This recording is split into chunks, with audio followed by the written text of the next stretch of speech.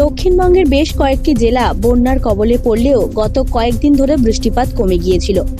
তবে আবহাওয়াবিদরা জানিয়েছেন, উত্তর আন্দামান সাগরে একটি নতুন ঘূর্ণাবর্ত সৃষ্টি হওয়ায় আগামী কয়েকদিন দক্ষিণবঙ্গে আবারও বৃষ্টিপাতের সম্ভাবনা রয়েছে। নতুন ঘূর্ণাবর্তের জেরে বৃষ্টি আবহাওয়া বিভাগের তথ্যানুযায়ী উত্তর আন্দামান সাগরে সৃষ্ট এই ঘূর্ণাবর্তটি আরও শক্তিশালী হয়ে উত্তর পশ্চিম দিকে এগোবে।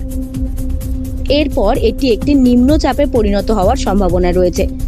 আবহাওয়াবিদরা আশঙ্কা করছেন একটি সুস্পষ্ট নিম্নচাপে পরিণত হতে পারে। দক্ষিণবঙ্গের বিভিন্ন জেলায় আবারও বৃষ্টিপাত শুরু হতে পারে।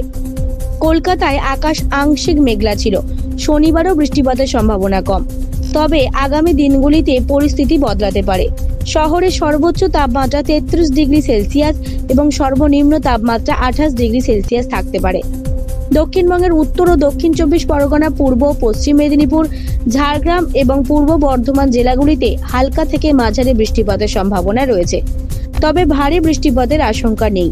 এই জেলাগুলিতে আর্দ্রতা বেশি থাকবে, যার ফলে অস্বস্তি বোধ হতে পারে। উত্তরবঙ্গে আকাশ প্রধানত পরিষ্কার থাকবে। পার্বত্য এলাকায় হালকা বৃষ্টিপাতের সম্ভাবনা রয়েছে। আগামী কয়েকদিন তাপমাত্রা বাড়তে পারে। ব্যুরো রিপোর্ট, জেলার বার্তা।